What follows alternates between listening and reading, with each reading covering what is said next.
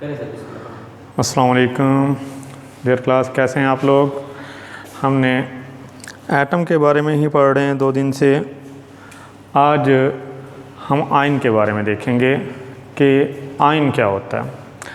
Actually हमने कहा था कि एटम आयोनिक या कोवलेंट बॉन्ड के ज़रिए आपस में जुड़ जाता है मॉलिक्यूल बनाने के लिए, और मॉलिक्यूल की हमने मुख्तलिफ़ किस्म की अक़साम भी देखी थी। तो आज हम ये देखते हैं कि आयन कैसे बनता है। एक्चुअली एटम तो न्यूट्रल होता है, क्योंकि एटम में 3 बुनियादी फंडामेंटल पार्टिकल्स हमने कहे थे, इलेक्ट्रॉन, प्रोटॉन और neutron. These are the fundamental particles. और ये जो फंडामेंटल पार्टिकल्स होते हैं, यहाँ पर इलेक्ट्रॉन पर नेगेटिव चार्ज होता है, प्रोटॉन पर पॉजिटिव चार्ज होता है और न्यूट्रॉन पर कोई चार्ज नहीं होता। और किसी भी एटम के अंदर इलेक्ट्रॉन्स की तादाद जो होती है वो हमेशा प्रोटॉन्स की तादाद के बराबर होती है। लिहाजा ओवरऑल रिज़ल्ट में पॉजिटिव और नेगेटिव एक दूसरे के इफ़ेक्ट को ख़त्म कर देता है और नेट रिज़ल्ट हमारे पास न्यूट्रल आता है। लेकिन जब कोई एटम इलेक्ट्रॉन को जज़ब या ख़ारिज करता है, इलेक्ट्रॉन को गेन करता है या इलेक्ट्रॉन को लूज़ करता है, तो उस पर पॉजिटिव या नेगेटिव चार्ज आ जाता है, जिसकी बुनियाद पर वो आयन बन जाता है। लिहाजा अगर हम आयन को डिफ़ाइन करना चाहें, जो कि आज का हमारा टॉपिक है, आयन क्या होता है, तो ions are those species which carry either positive or negative charge. Ion कोई भी ऐसी स्पीशीज़ है जिसके ऊपर या तो पॉजिटिव चार्ज होगा या फिर नेगेटिव चार्ज होगा। और ये बनते कब हैं, जैसा कि मैंने पहले कहा, whenever an atom of an element loses or 1 or more electron, positive ions are form. जब किसी एलिमेंट का कोई एटम इलेक्ट्रॉन को लूज़ करता है, एक या एक से ज़्यादा इलेक्ट्रॉन को लूज़ करता है, तो उस पर पॉजिटिव चार्ज आ जाता है, जिसे हम कहते हैं केटाइन। जिसे हम क्या कहते हैं? केटाइन कहते हैं। अब इसी तरह से यहाँ पर हम देखेंगे एक बहुत ही कॉमन क्वेश्चन है जो बार बार पूछा जाता है कि why cation formation is an endothermic process. आप पढ़ चुके हैं एंडोथर्मिक क्या होता है, जहाँ पर हीट एब्जॉर्ब होती है। अगर कहीं पर हीट एब्जॉर्ब हो तो उसे हम कहते हैं एंडोथर्मिक प्रोसेस। तो एक्चुअली केटाइन फॉर्मेशन जो है वो एक एंडोथर्मिक प्रोसेस है। ऐसा क्यों है, उसकी वजह क्या है, तो हम यहाँ पर देखते हैं कि जब हम इलेक्ट्रॉन निकालते हैं किसी भी एटम में से, इलेक्ट्रॉन को निकालने के लिए हमें एनर्जी देना पड़ती है, और वो एनर्जी आयनाइजेशन एनर्जी होती है। और उस एनर्जी के एब्जॉर्ब होने की वजह से ये क्या कहलाता है, एक एंडोथर्मिक प्रोसेस कहलाता है। यहाँ पर हम देखते हैं a sufficient amount of energy is required to be provided to a neutral atom, कि किसी न्यूट्रल एटम को हम एक मखसूस मिकदार में एनर्जी प्रोवाइड करते हैं। क्या करने के लिए? टू आयोनाइज इट, इसे आयन्स में तब्दील करने के लिए, इसे पॉजिटिव चार्ज में तब्दील करने के लिए, इसे केटाइन बनाने के लिए। जैसा कि हम यहाँ पर देख रहे हैं, एक एटम है जिसे सिंबलाइज किया गया है ए से। जब ए को हम एनर्जी सप्लाई करते हैं तो वो 1 इलेक्ट्रॉन निकल जाता है, और जैसे ही 1 इलेक्ट्रॉन निकलता है, बाकी जो एटम है उसके ऊपर क्या चार्ज आ जाता है, पॉजिटिव चार्ज आ जाता है, जिसे हम कहते हैं केटाइन। ये हमारा ए पॉजिटिव जो है वो केटाइन है। This A positive is called a cation. और केटाइन जो होता है, ज़रूरी नहीं है इसके ऊपर सिर्फ 1 पॉजिटिव चार्ज हो, इस पर 1 पॉजिटिव चार्ज भी हो सकता है, 2 भी हो सकते हैं, 3 भी हो सकते हैं, मुख्तलिफ चार्जेस हो सकते हैं। और ये किस चीज़ के ऊपर डिपेंड करता है? ये डिपेंड करता है एक्चुअली कोई एटम कितने इलेक्ट्रॉन को खारिज करता है। अगर कोई एटम 1 इलेक्ट्रॉन खारिज करेगा तो उस पर होगा पॉजिटिव 1। अगर वो 2 इलेक्ट्रॉन खारिज करता है, पॉजिटिव 2। अगर वो 3 इलेक्ट्रॉन खारिज करता है तो उस पर आ जाएगा positive 3 charge.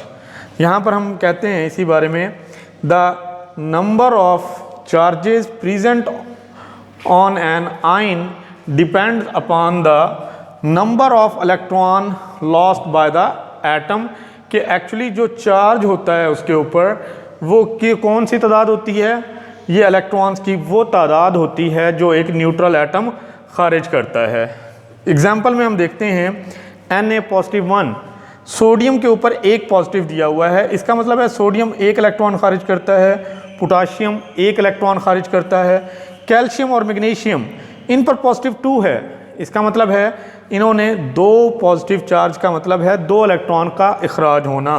Positive 3, aluminium positive 3, ferric positive 3। यहाँ पर पॉजिटिव 3 का मतलब ये है कि इन्होंने कितने इलेक्ट्रॉन खारिज किए हैं, 3 इलेक्ट्रॉन खारिज किए हैं। इसकी वजह से इनके ऊपर पॉजिटिव 3 चार्ज है। और Sn पॉजिटिव 4 ये जो है इसका मतलब है ये 4 इलेक्ट्रॉन खारिज करने से बनता है।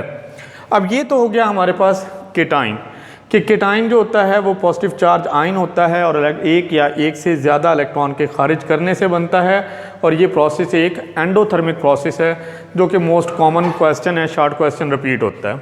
अब हम इसकी दूसरी टाइप देखते हैं, जब कोई एटम इलेक्ट्रॉन को गेन करता है तो क्या होता है।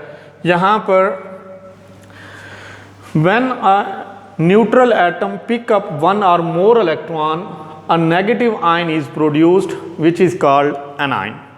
जब कोई एटम एक या एक से ज़्यादा इलेक्ट्रॉन को गेन करता है तो उस पर नेगेटिव चार्ज आ जाता है। जिस तरह पॉजिटिव चार्ज को हमने केटाइन का नाम दिया था, वैसे ही नेगेटिव चार्ज को हम एनाइन का नाम देते हैं। और यहाँ पर हम देखें एक एटम है जिसे हम बी से जाहिर कर रहे हैं। जब ये एक इलेक्ट्रॉन गेन करता है तो बी नेगेटिव, ये बी नेगेटिव क्या है, ये कोई भी एक एनाइन है जिसने इलेक्ट्रॉन को पिकअप कर लिया है। अब यहाँ पर भी एक मोस्ट कॉमन क्वेश्चन है, why anion formation is an exothermic process. Cation endothermic था और जो हमारे पास एनाइन फॉर्मेशन होता है ये एक्सोथर्मिक होता है। एक्सोथर्मिक प्रोसेस क्या होता है, जहाँ पर हीट रिलीज होती है, जहाँ पर हीट इवॉल्व होती है, खारिज होती है। तो यहाँ पर देखेंगे कि जब इलेक्ट्रॉन एडअप किया जाता है तो वहाँ पर हीट इवॉल्व होती है, हीट खारिज होती है। उसकी वजह क्या होती है और ऐसा क्यों होता है, तो यहाँ पर हम कहते हैं the energy is usually released when an electron is added to the isolated neutral atom. जब हम एक न्यूट्रल आइसोलेटेड एटम के अंदर इलेक्ट्रॉन ऐड करते हैं तो वहाँ से एनर्जी हमेशा रिलीज्ड होती है। इस एनर्जी को हम इलेक्ट्रॉन अफिनिटी के नाम से जानते हैं। ये इलेक्ट्रॉन अफिनिटी होती है जो वहाँ से रिलीज़ होती है और इसलिए ये प्रोसेस क्या कहलाता है, हमारे पास एक्सोथर्मिक कहलाता है। एज़ यूजुअल यहाँ पर भी एक नेगेटिव चार्ज हो सकता है, 2 नेगेटिव चार्ज भी हो सकते हैं, 3 नेगेटिव चार्ज भी हो सकते हैं और ये डिपेंड करते हैं इलेक्ट्रॉन्स की उन तादाद पर जो एक न्यूट्रल एटम एब्जॉर्ब करता है। जैसा कि यहाँ पर हम देख रहे हैं एग्जाम्पल में F-1 ये फ्लोराइड है, ब्रोमाइड Br-1, Cl-1, यहाँ पर S-2 है। इट मीन सल्फ़र ने 2 इलेक्ट्रॉन गेन किए हैं, सल्फ़र पर 2 नेगेटिव चार्ज हैं। इसी तरह से एक और चीज़ है मॉलिक्यूलर आयन। यहाँ पर हम देखते हैं कि अगर कोई एटम इलेक्ट्रॉन गेन या लूज़ करता है तो वो आयन बन जाता है। जब यही क्राइटेरिया कोई मॉलिक्यूल करता है तो उसे हम मॉलिक्यूलर आयन का नाम दे देते हैं। जैसा कि हम यहाँ पर अगर हम इसको डिफ़ाइन करना चाहें तो कह सकते हैं व्हेन एन एटम लूजेज और gain electron it form the simply ion. और यही काम सिमिलरली अ मॉलिक्यूल में आल्सो लूज और गेन एन इलेक्ट्रॉन। अगर कोई मॉलिक्यूल इलेक्ट्रॉन को गेन करता है या लूज करता है तो वो भी आयन बन जाता है और उसे हम नाम देते हैं मॉलिक्यूलर आयन का। जैसा कि ये CH4 है, मीथेन, इसने एक इलेक्ट्रॉन लूज कर दिया है इसलिए इसके ऊपर आ गया +1। ये हमारे पास कार्बन मोनोऑक्साइड है, इसने भी एक इलेक्ट्रॉन खारिज कर दिया इसलिए ऊपर +1। ये नाइट्रोजन का मॉलिक्यूल है, बहुत स्टेबल गैस है, लेकिन जब हम इसको आयोनाइज करते हैं तो ये भी अपना इलेक्ट्रॉन खारिज कर देता है और इसके ऊपर भी आ जाता है +1। ये हैं हमारे पास मॉलिक्यूलर आयन। अब यहाँ पर एक बहुत ही कॉमन क्वेश्चन है और बहुत ही ज़्यादा रिपीट किया जाता है। वो क्या है क्वेश्चन कि वाई केटाइन मॉलिक्यूलर आयन जो होते हैं are more abundant than anion ones. कि मॉलिक्यूलर केटाइन जो होते हैं वो हमेशा मॉलिक्यूलर एनाइन से बहुत ज़्यादा होते हैं, इनकी तादाद बहुत ज़्यादा होती है। अब इसकी क्या वजह है, केटाइन ज़्यादा क्यों हैं, एनाइन ज़्यादा क्यों नहीं है, एनाइन के कम होने की क्या रीज़न है, तो उसका आंसर है हमारे पास वाई। यहाँ पर हम देखते हैं क्या वजह है कि these ions can be generated by passing high energy electron beam or alpha particle or X rays through a gas. Actually होता क्या है कि हम गैस में से क्या पास करते हैं, या तो एक्स रेज को पास करते हैं, या फिर अल्फ़ा पार्टिकल को पास करते हैं, या फिर बहुत ही हाई एनर्जी के फास्ट इलेक्ट्रॉन को बम्बारमेंट कराई जाती है गैस के ऊपर, जिसकी वजह से क्या होता है, ये बहुत ही आसान होता है कि इलेक्ट्रॉन से टकराए और उसे बाहर निकाल दे, बजाय इसके कि इलेक्ट्रॉन उसके अंदर ट्रैप हो जाए। जब इलेक्ट्रॉन बाहर निकल जाएगा तो केटाइन बनेगा, अगर इलेक्ट्रॉन ट्रैप हो जाता है उसके अंदर, गैस के अंदर, तो वो एनाइन बनेगा। तो लिहाजा ट्रैप होने के चांसेस बहुत ही कम होते हैं, ना होने के बराबर होते हैं, जबकि इजेक्ट आउट द इलेक्ट्रॉन वो बहुत ही ईजिली हो जाता है। यही वजह है कि मॉलिक्यूलर केटाइन जो होते हैं वो बहुत ही ज़्यादा पाए जाते हैं। लिहाजा यहाँ पर हम कहते हैं so the abundant cation, molecular cation are more abundant than molecular anion as it is easy to lose the electron rather to pick up the so fast electron, क्योंकि जो हरकत करते हुए फास्ट मूविंग इलेक्ट्रॉन होते हैं उनकी energy बहुत ज़्यादा होती है, उनका मोमेंटम बहुत ज़्यादा होता है, तो लिहाजा उनके ट्रैप होने के चांस जो होते हैं वो उतने ही कम होते हैं।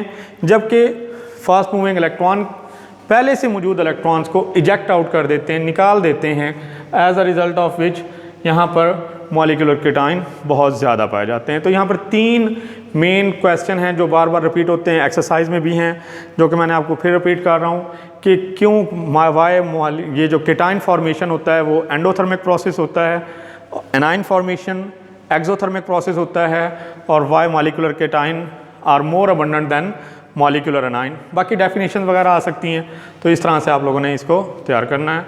अल्लाह हाफिज़।